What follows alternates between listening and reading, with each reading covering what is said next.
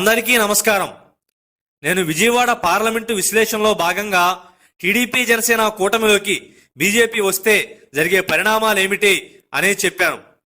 BJP ఈ కూటమిలోకి ఖచ్చితంగా వస్తుంది అని కూడా మన ఛానల్ ప్రారంభం నుంచి నేను చెప్తూనే ఉన్నాను. అందులో భాగంగా విజయవాడ ఎంపీ సీట్ని బీజేపీ అడుగుతుంది. బీజేపీకి ఆ సీట్ ఇస్తే జరిగే నష్టాలేంటి అనేది కూడా ఆ వీడియోలో నేను క్లియర్గా ఎక్స్ప్లెయిన్ చేశాను.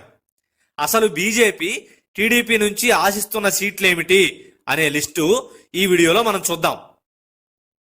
బీజేపీ 6 నుంచి 7 ఎంపీ సీట్లు, 11 నుంచి 12 ఎమ్మెల్యే సీట్లు ఆశిస్తుంది.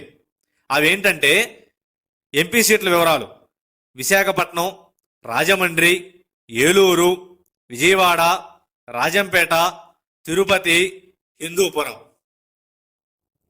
ఇక ఎమ్మెల్యే సీట్ల వివరాలు: విశాఖ ఉత్తర విష్ణుకుమార్ రాజు గారు, విశాఖ తూర్పు Madhav, Rajahmundry city Somu Veerraju, P Gannavaram Manepalli Ayyaji Vema, Kaikaluru Kamepalli Srinivas, Guntur west Valluru Jayaprakash Narayana, తమ్మల్లపల్లె చెల్లా నరసింహారెడ్డి, తిరుపతి భానుప్రకాష్ రెడ్డి, శ్రీకాళహస్తి కోల ఆనంద్, ధర్మవరం గోనుగుంట్ల సూర్యనారాయణ, కదిరి విష్ణువర్ధన్ రెడ్డి, జమ్మలమడుగు ఆదినారాయణ రెడ్డి.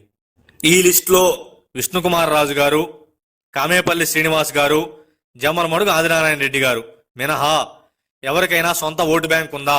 ఎవరైనా గ్రౌండ్ రియాలిటీ నుంచి వచ్చినటువంటి నాయకులా?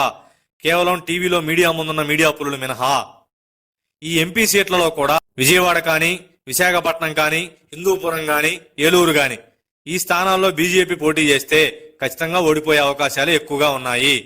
అసలు బీజేపీకి ఆంధ్రప్రదేశ్లో ఉన్న ఓటు షేర్ అంతా, బీజేపీ గత ఎన్నికల్లో వచ్చినటువంటి ఓట్లెన్ని అనేది కూడా ఖచ్చితంగా తెలుగుదేశం పార్టీ పరిగణలోకి తీసుకునే ఈ సీట్లు ఇవ్వాలి. ఇందులో నేను ఉదాహరణకి కొన్ని నియోజకవర్గాల గురించి చెప్తా. విశాఖ తూర్పు, అది వెలగపూడి రామకృష్ణబాబు గారి అడ్డా. జగన్మోహన్ రెడ్డి గారి ప్రభంజనంలో కూడా ఆయన హ్యాట్రిక్ కొట్టాడు. ఆయన గ్రౌండ్ రియాలిటీ నుంచి వచ్చినటువంటి నాయకుడు, చాలా సింపుల్ లివింగ్ పర్సనాలిటీ. తరువాత గుంటూరు వెస్ట్, అది తెలుగుదేశం పార్టీ కంచుకోట. అక్కడ బీజేపీ గాని పోటీ చేస్తే తెలుగుదేశం వర్గాలు ఎంతవరకు పనిచేస్తాయి? అసలు ఎందుకు పనిచేయాలి వాళ్ళు? తరువాత ధర్మవరం గోనుగుంట్ల సూర్యనారాయణ, ఈయన 2014లో Telugu Desam party MLA. 2019లో Telugu Desam party ఓడిపోగానే first party మారినటువంటి నాయకుడు. అతను వ్యక్తిగత కారణాల గుండా మారాడా, వ్యాపారాల కోసం మారాడా, లేక జగన్మోహన్ రెడ్డికి భయపడి మారాడా అనేది మనకు అప్రస్తుతం. అక్కడ లోకల్గా ఉన్నటువంటి నాయకులకి తెలుసు. కానీ అతను పార్టీ మారిన తరువాత తెలుగుదేశం పార్టీ కేడర్ అక్కడ ఒక అభద్రతా భావానికి గురైన మాట వాస్తవం. ఎందుకంటే వైఎస్ఆర్ కాంగ్రెస్ పార్టీ నుంచి బలమైన నాయకుడు కేతిరెడ్డి గారు అక్కడ ఎమ్మెల్యేగా గెలిచారు. దాన్ని తట్టుకుని తెలుగుదేశం పార్టీ కేడర్ ఎంతవరకు నెక్కొస్తారు? అలాంటి ప్రతికూల పరిస్థితుల్లో పరిటాల శ్రీరామ్ గారిని తెలుగుదేశం పార్టీ ఇన్ఛార్జిగా చంద్రబాబు నాయుడు గారు అక్కడికి పంపించారు.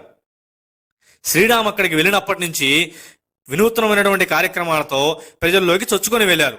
ఈ రోజు తెలుగుదేశం పార్టీని అక్కడ హోరాహోరీ పోరులోకి తీసుకొచ్చి, హోరాహోరీలో కూడా తెలుగుదేశానికి ఎడ్జికి వచ్చేలా శ్రీరామ్ తీసుకురాగలిగాడు. ఆ స్థాయిలో తెలుగుదేశం పార్టీ అక్కడ పనిచేయగలిగింది.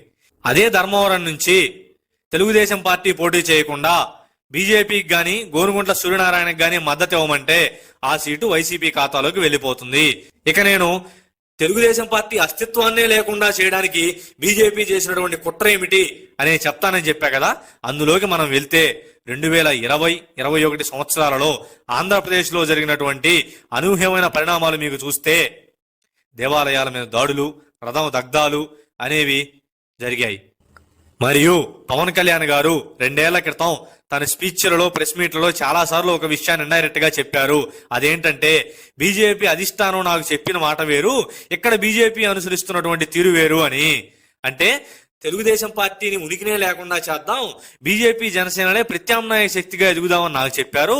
ఇక్కడ చూస్తే బీజేపీ చీకటి ఒప్పందంగా వైసీపీకి మద్దతు ఇస్తుంది అని పవన్ కళ్యాణ్ గారు చాలాసార్లు ఇండైరెక్ట్ గా చెప్పారు. అంటే హిందుత్వ సెంటిమెంట్ ని ఆంధ్రప్రదేశ్ లో రగులుద్దాము, బీజేపీ వైసీపీని పరస్పరం విమర్శించుకొని మీరు మమ్మల్ని లేపండి, మేము మిమ్మల్ని అధికారంలో ఉంచేలా చూసుకుంటాము అని జరిగినటువంటి కుట్ర. కానీ ఆ పాచికలు ఆంధ్రప్రదేశ్ లో పారలేదు. ఇక నాకున్న విశ్వసనీయ సమాచారం మరియు తెలుగుదేశం పార్టీలో టాప్ 5 లీడర్లో ఒకరితో నేను మాట్లాడి తెలుసుకున్న విషయం ఏంటంటే, చంద్రబాబు గారు ఢిల్లీ వెళ్లే ముందు తెలుగుదేశం పార్టీ నాయకుల్లో కొంతమందితో ఆయన చర్చించారు. ఎవరికీ కూడా బీజేపీతో పొత్తు ఇష్టం లేదు. 80% మంది తెలుగుదేశం పార్టీ కార్యకర్తలకు కూడా ఇష్టం లేదు. కానీ పార్టీకి తప్పని పరిస్థితి అని బాబు గారు చెప్పారట. ఎందుకంటే రేపు పోలింగ్ రోజున ఒక 24 నియోజకవర్గాలలో హింసాత్మకమైనటువంటి ఘటనలు జరిగే పరిస్థితులు ఉన్నాయట. అది ఉత్తరాంధ్రలోను, రాయలసీమలోను, పల్నాడులోను కొన్ని ప్రాంతాల్లో అలాంటి పరిస్థితి ఉంది కాబట్టే దాని నుంచి తెలుగుదేశం పార్టీ కార్యకర్తలు మనుగడ సాధించాలి, లేదా పోలింగ్ సజావుగా జరగాలంటే ఖచ్చితంగా మనకి వ్యవస్థల సపోర్ట్ అవసరం. అందులో భాగంగానే బీజేపీతో పొత్తు మనకి తప్పదట అని బాబు గారు చెప్పారని ఒక వినికిడి. మరియు ఈరోజు తెలుగుదేశం పార్టీ కంచుకోట్లైనటువంటి స్థానాలు బీజేపీ అడగడం వెనక కూడా ఒక కుట్ర ఉంది. అదేంటంటే ఈ స్థానాల నుంచి బీజేపీ పోటీ చేస్తే ఖచ్చితంగా ఓడిపోయింది.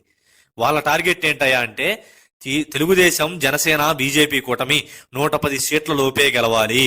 సంకీర్ణ ప్రభుత్వంలో తెలుగుదేశం పార్టీకి ప్రభుత్వాన్ని ఏర్పాటు చేసే మెజారిటీ రాకూడదు. అంటే తెలుగుదేశం పార్టీకి 88 సీట్లు రాకూడదు.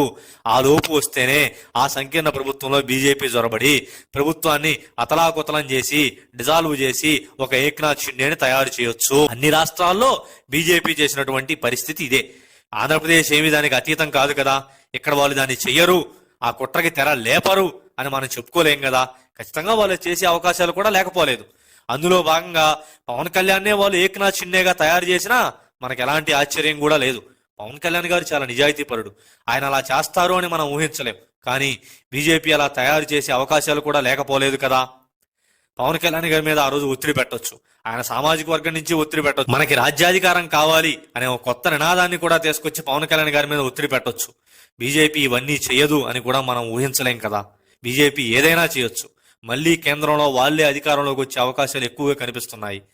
దేశమంతా బీజేపీనే ఉండాలి అనే వాళ్ళ సంకల్పంలో భాగంగా వాళ్ళు ఎంతకైనా ఒడిగడతారు. ఆ రోజు ఈ కుట్రలన్నీ తిప్పికొట్టే పరిస్థితిలో తెలుగుదేశం పార్టీ ఉంటుందా అనేది మనం ఇప్పుడప్పుడే చెప్పలేం. ఎందుకంటే చంద్రబాబు నాయుడు గారి వయసు కూడా పెరుగుతుంది. తెలుగుదేశం పార్టీ కార్యకర్తలు ఈ రోజున్న స్ట్రాంగ్ గా ఆ రోజు ఉంటారా? ఈ కుట్రలన్నింటినీ వాళ్ళు తెరదించే పరిస్థితి ఉంటుందా? ఈ బీజేపీని ఎదుర్కొనే పరిస్థితిలో ఆ రోజు ఉంటారా? ఈ ప్రశ్నలన్నింటికీ కాలమే సమాధానం చెప్పాలి. ఇలాంటి రాజకీయ విశ్లేషణల కోసం దయచేసి ప్రజావాణిని సబ్స్క్రైబ్ చేసుకోండి.